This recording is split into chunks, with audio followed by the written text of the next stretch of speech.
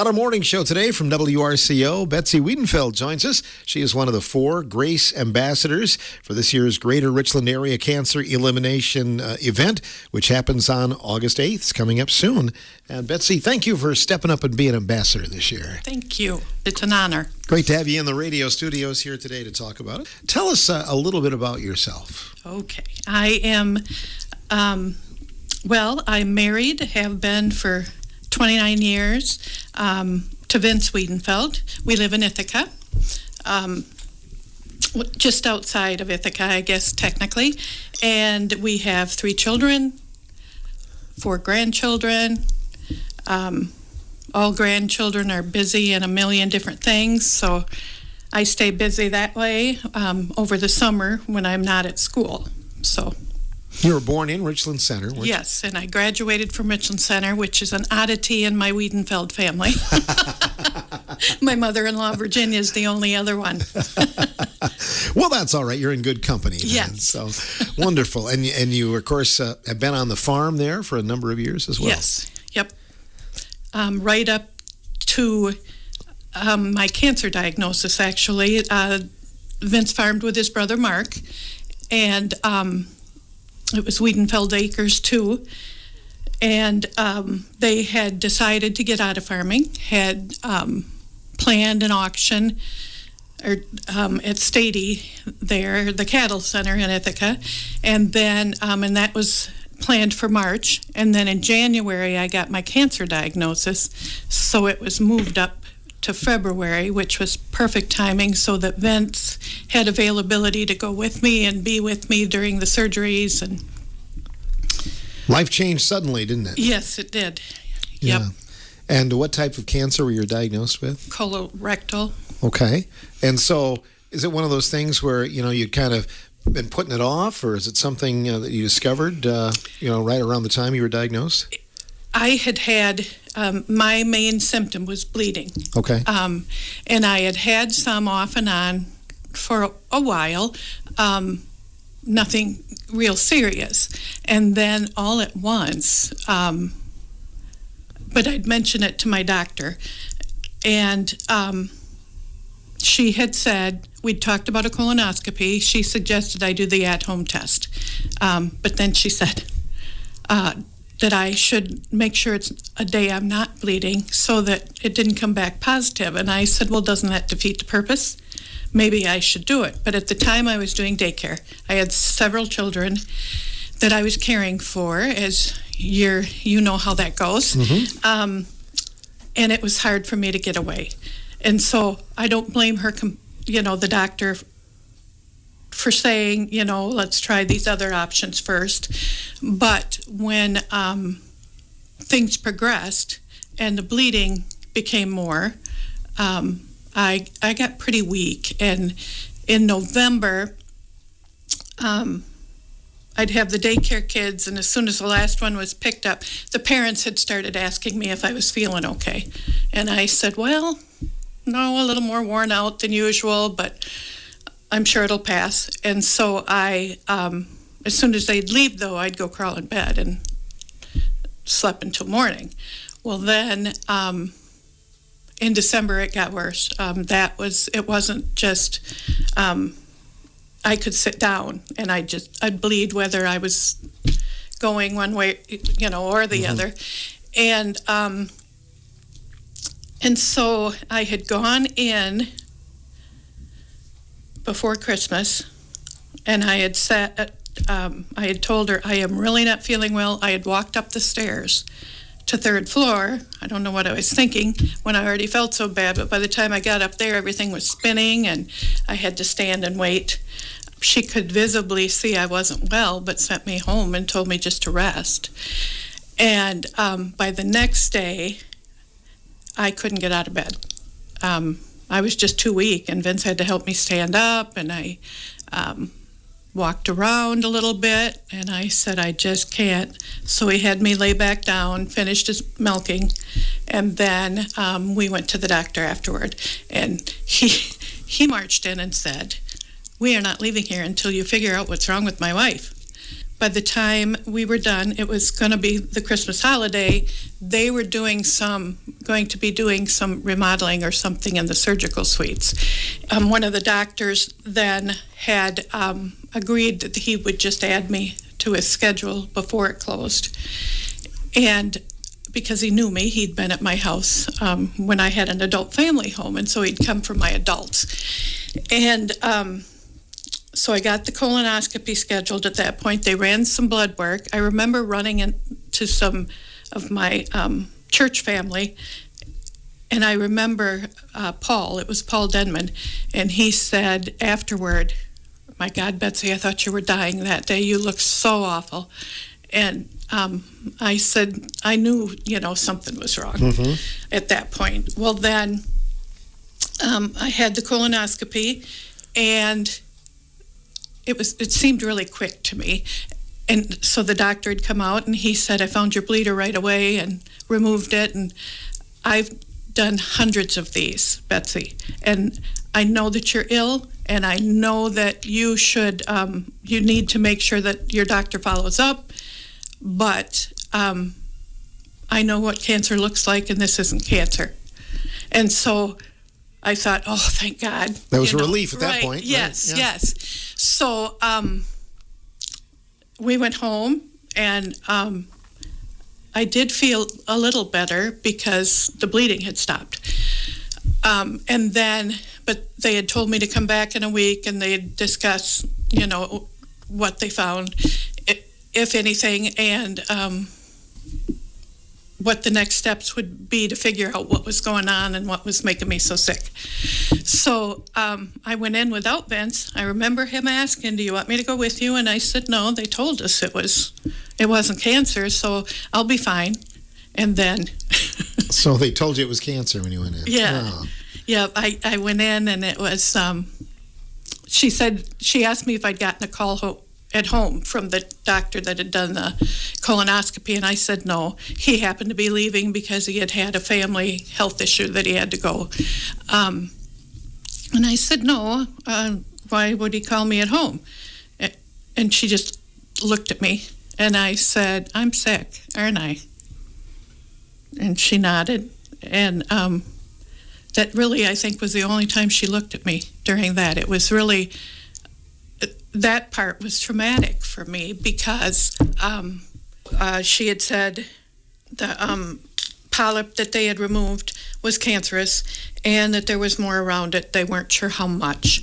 And so she, I guess I just sat there kind of frozen, like, whoa, what did she just say?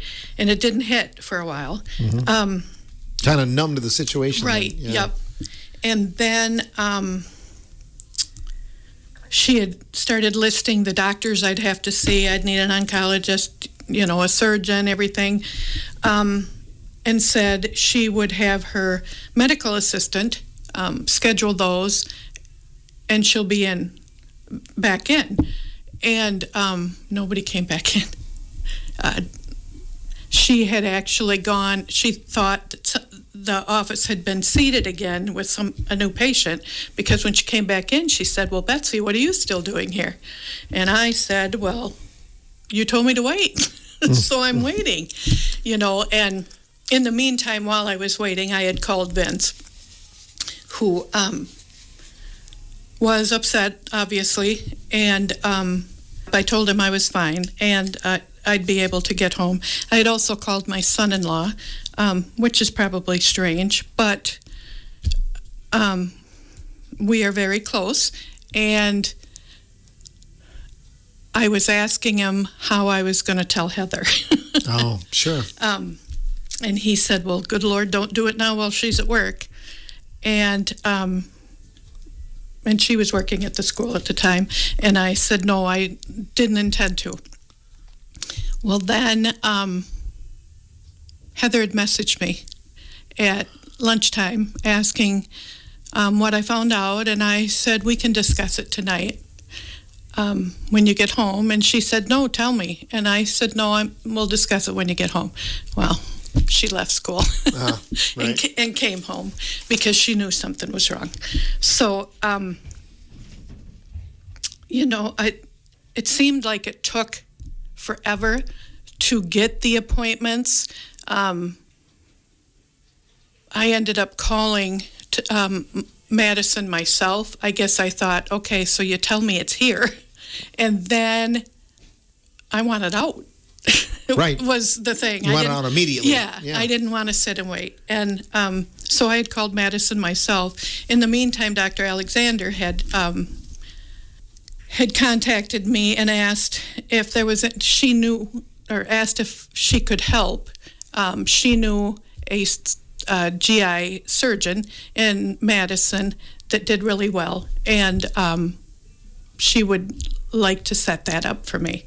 So I had already seen a surgeon in the same office, but then I switched. It was a female doctor, and she did an amazing job. So I was diagnosed January 8th, and it was March 23rd, I believe, that I had. So it felt like forever, but it really wasn't forever. Yeah, it was quite a quick turnaround, actually. Yeah. I think it helped to have Dr. Alexander get involved, and that she knew the surgeon. But so we had gone March 23rd. Heather had come along, but she wasn't feeling well and really shouldn't have been there because it turned out she had influenza. And while they waited for me to come out, her temp had gone up, and so Kyle came and got her out of there. And then I am a religious woman, and at the time of the surgery, I was very calm. I had I felt it was a visit from my mother, who had passed some years earlier. And it was like a dream, and I was told it wouldn't be easy, but you are going to be fine. And right there, the calmness, and so I knew I was going to be fine. That's amazing. Yeah, and it gives me goosebumps now. But so when they took me back, even I was laughing and joking. So that was good. And then the best news of it all was that it was removed with just the surgery. But prior to that, I'm sorry, I need to jump back.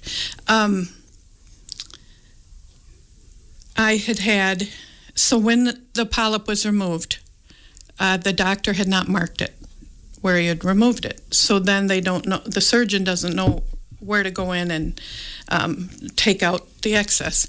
And so I had to have another colonoscopy. Those aren't pleasant. No. And he marked it. So the results had shown that it was a rather aggressive form, and already had feelers out. And so I had made the decision that I wasn't going to just have it cut out a little. I went with the full resection and the ileostomy bag. I think I'm very happy that I made that decision because things could have changed, I'm sure, rather quickly. I had lymph nodes that came back right away, and so those were watched for quite a while, but they eventually disappeared, whether my body reabsorbed or... and so I just had a recent colonoscopy, and I was told I now get to go to every 5 years.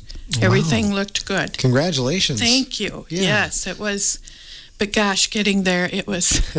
And I can just imagine a big mountain to climb. How far along was your cancer? What stage? It was just a stage 1. Stage 1, okay. Yep. So even though you'd had symptoms for a while, you did still catch it early, didn't you? Yep. Okay, and that's so important. Yes. What a blessing that was. Mm-hmm. Now, how many years is cancer in your rearview mirror then? We're at 6.5. 6.5. Yep. Okay. Good.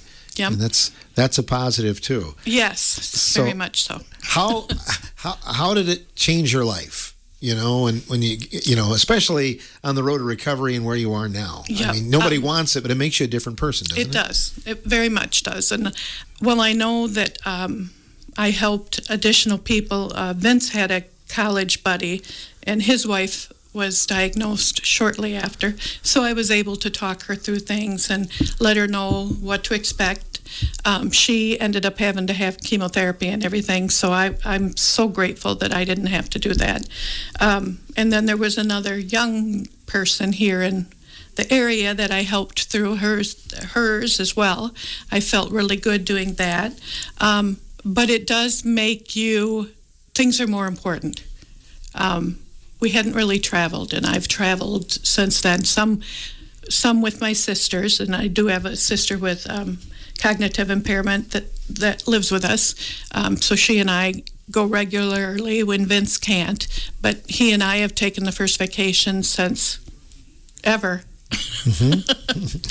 So you live life a little bit more? Yes. How many kids and grandkids? 3 children and 4 grandchildren. Yeah. And they're all at Ithaca. What a blessing. Yes. And you work at Ithaca as well, right? Yes. I've done a couple of different years. I've done different things when Kathleen would call and say they needed somebody for a few hours here and there, because I have some lasting effects. When they did reattach, they had removed such a large portion, and so I have some lasting effects that make it difficult to work. But we have found ways. And the school has been really good at working with me that way. And so I did a one-on-one 2 years ago. Last year I did a speech and language facilitator because our speech was online. And this year I am doing the wraparound daycare, the school-age daycare, in the morning. So looking forward to that, and it's nice. The kids just brighten my spirit so much, and they, I swear, they give me purpose. Yes, and it's good that you have your energy back, though, yes. so you can keep up with them, right? Yep. The call came. You're notified that they were asking you to be an ambassador. Mm-hmm. Did you have maybe second thoughts, or you're gung ho right away? I remember seeing June shortly after I had been diagnosed, and she said, I hope when the time comes you'll say yes when I call and ask you. And I had said, yeah, I think I could do that. Well, then a year ago, my friend Jenny Marroquin had called and asked if I would do it, and I said, I don't know. Of course, I had a lot of trouble. I had broken my femur, and I had ended up having 4 surgeries for that. Unrelated to cancer. Right. Yep. And so I wasn't getting around all that well. And I told her I would, but I said I'd also be okay if there are others, and there turned out to be more. So I wasn't surprised when, I think it was Joanne first, who I had seen her out in town, mm-hmm. and had asked. And then, and I said yes right away, I guess. I just figured, you should. It's a privilege, really, and I was honored to be asked. When you talk about this on the radio, and we've had our other ambassadors on as well, but it's amazing how many people respond. If you can just help one person maybe right. to go get checked, yep. You've done amazing things. Yep. Yeah. So hopefully that happens. Yes. As you mentioned, you're living proof that early detection is what it's all about. Right. Yep. Yeah. So if you have to listen to your body, and if something feels wrong, yourself better than anybody else. You need to be consistent and follow up. And if doctors or nurse whatever aren't listening, then yell louder. Mm-hmm. That's a good tip. Yep. You mentioned your faith. I'm yes. guessing that was a strong thing that led you as well. Yes, very much. Yeah. Yep. I had such wonderful a pastor, and then, oh my gosh, Ruth Anderson. Ruth was just a godsend to me. So when I had when I initially got the ileostomy and was sent home, they wanted me to have home health, but it wasn't offered around here at the time for that reason. And so Ruth had agreed that she would come, change the bags and make sure everything looked good. And she did that. She was at the house 2 or 3 times a week